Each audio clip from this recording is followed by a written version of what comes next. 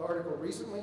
They've been trying to get, they have the license, they've been trying to get it developed for I think almost a year and a half now. Due to various reasons, they have not quite been able to, but their original announcement was 200 million rubles, about 36 rubles to the US dollar, and they were planning 250 to 300 machines, 10 to 13 tables, and opens in the fall of 2013. Let's take a look at what those look like. Top left is Casino Oracle. They're using a large number of buses, which I'm sorry, let me go back.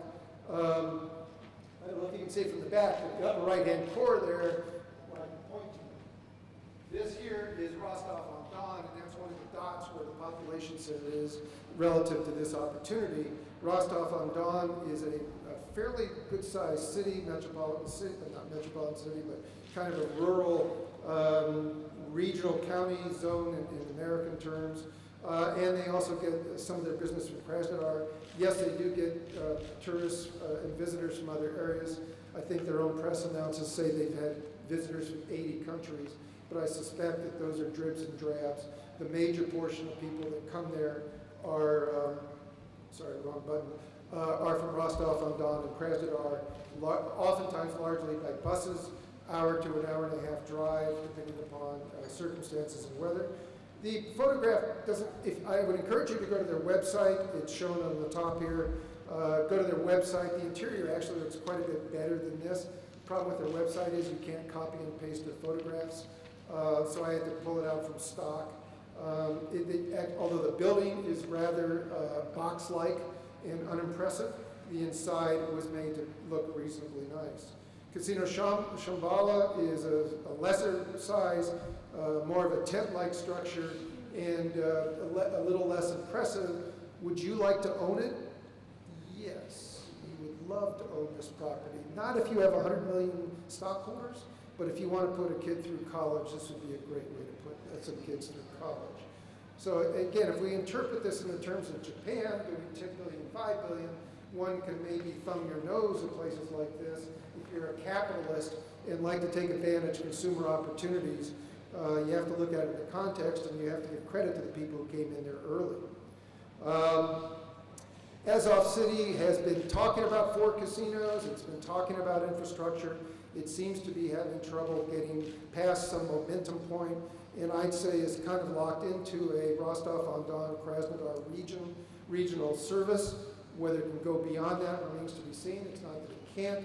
It just has a lot of hurdles in terms of infrastructure and so on to do that. Let's shift over to the Pacific side.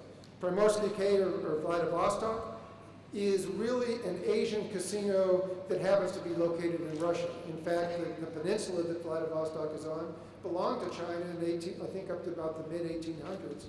And then Russia took it over during one of those things that happened in the 1800s, and now it belongs to Russia. If you look at the dot density map, you can see that there's very little population in Russia per se. There's a huge amount of population in the 3 provinces, northeast provinces of Asia.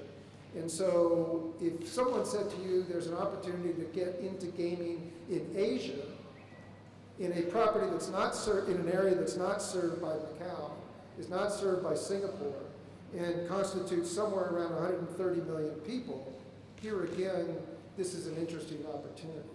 It does beg the question whether Asians will cross over into the Soviet Union. It does beg the question whether the Soviet Union will set up the infrastructure to do it. But the market, if you're a market dynamic person, if you're a developer, the market dynamics here are to say that this has an opportunity to serve the 3 provinces, northeast provinces of China, and possibly to some degree Beijing.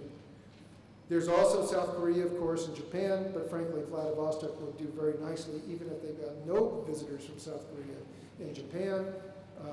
South Korea to a greater extent, Japan to a lesser extent for all kinds of reasons, but they're the gravy, they're not the basis. You wouldn't open a casino of any size in Vladivostok for South Korea. You would open a casino in Vladivostok to serve Asia. In 5 minutes left. Really? Okay. So the Primorsky Krai is a $1.2 billion property according to Gaming Market Advisors. They're here if you want to talk to them. Let's see, Steve Galloway, I don't think he's here. But if you see gaming market advisors are here, this is a picture of the gaming zone in the top. There were some 20 sites that were going to be allocated. Currently, Summit Ascent, which is Melco, has one of the licenses and is ready to proceed. Naga Corporation has sites 20 through 23 and the adjacent lakes and hills. Summit Ascent was kind enough to give me one of their initial photographs. It was a property that they purchased from somebody else, so it was a work in progress that they had to put a skin around. They're talking about phase one, the picture you see being 119 hotels, 60 tables, and then a second phase, which is not shown here, which would be VIP. Naga is talking about the property, at least tentatively. These are all works in progress of the size below. Anapa, excuse me for jumping, but I didn't realize I had so little time left. Anapa is on the Black Sea. You can see it has a coast and it has a real sandy beach. If the Crimea crisis tends to put up walls around Russia, it'll be a Russian-facing project until the politics settle down and go back to normal, and then it could be an EU, Turkey, and North Africa prospect. The site, if you will, let me move on, was meant to be a world-class iconic structure because they knew they had to pull people out of Moscow. It couldn't be just gaming in a tent. So they took this project, this property here, this design, and decided to try to make it iconic so it would pull people out. And it's designed to be a world-class integrated resort. That's phase one. There's 1,000 hectares to be developed. This is about 200 hectares, and it's about ready to go push dirt. They were ready to start construction, and then the Crimea issue occurred, and now it's time to reassess and relook. The Altai is really basically in the middle of nowhere, and I mean really in the middle of nowhere. It is somewhat stalled out. There is a casino under construction. It is more Azov City-esque